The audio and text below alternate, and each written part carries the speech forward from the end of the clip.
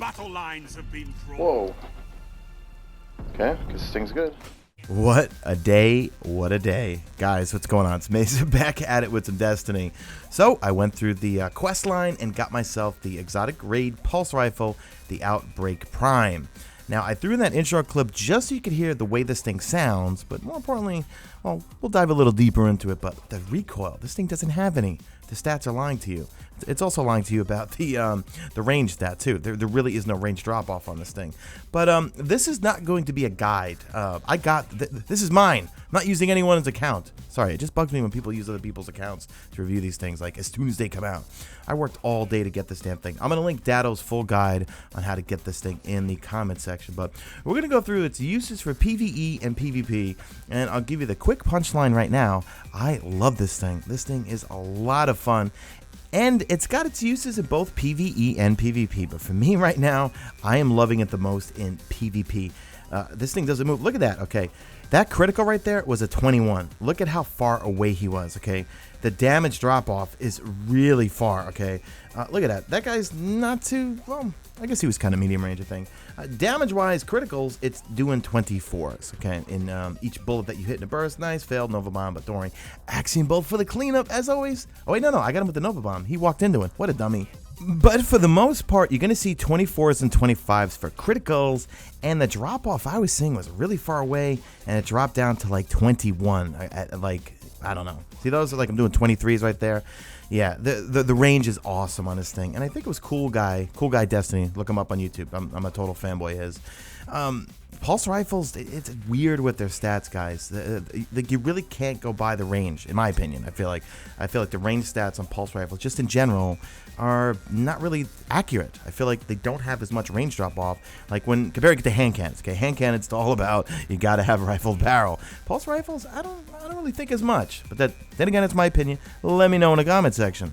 Now, before we go into the perks and the breakdown, and also I'll show you the PvE uses, this is me shooting it directly without touching the right stick. Okay, I'm not doing anything to compensate. And look at the recoil. It bounces right back to center. That's why I'm saying the stability. When I show you the perks and I show you what I use, you're going to see it. You would think this thing has max stability. It doesn't. Now, after the blood, sweat, and beers, you're going to need to get this thing, and you will need to have a few beers after this, okay? It does drop at 390 attack, which is awesome. Now, it's comparable in terms of rate of fire and impact to the Hawk Saw and to the PDX-45. Perks. First one, the corruption spreads. Enemies that take repeated hits from this weapon spawn Siva nanites that attack other enemies. Fall and take extra damage. You got smooth ballistics, accurized ballistics, and I go with smart drift control. You got outlaw, I love outlaw and pulse rifles. Then you got lightweight, hand loaded, fitted stock, and then you got virulence. Precision kills release a Siva nanite swarm that attacks other enemies. But I'm going to show you some PvE clips, and it doesn't always proc all the time. So you can see there it procced, and those little nanites killed the enemy right next to him. But look, this is Venus, okay? I'm over like 375 or whatever, 370 something, okay? Everything dies easily.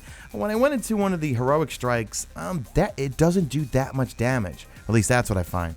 And if you're killing a bunch of ads, I would say, and this is just me generalizing here, that the nanite swarms proc about every 3 kills, right? That's what I noticed. This thing may come in handy in the raid, and especially when you're taking care of like the shanks and stuff like that. Now, virulence, you need precision kills to release the Siva nanite swarm that's going to attack the other enemies, okay? But then again, the first perk, the corruption spreads, enemies that just take repeated hits from this weapon, it's going to spawn Siva nanites that attack other enemies, and also Fallen takes some extra damage. Now, I was using this in the final stages of the boss, trying to sherpa some folks through tonight. Didn't work out for us, but I couldn't use it.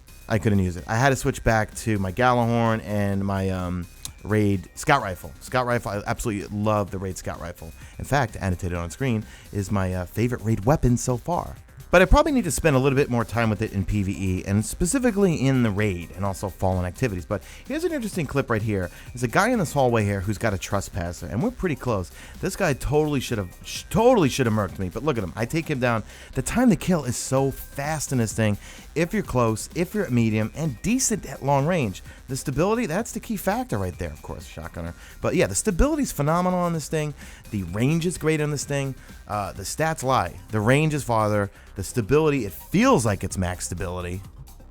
So, in a nutshell, PvPers are going to love this damn thing. If you've got good aim, if you've got a good trigger finger, But sorry PvPers, you got to PvE for a long time to get this thing, and I know a lot of PvPers don't really like doing PvE stuff, but hey, it's part of the game. There's a lot of people that don't like to do PvP stuff, but they have to suffer through it.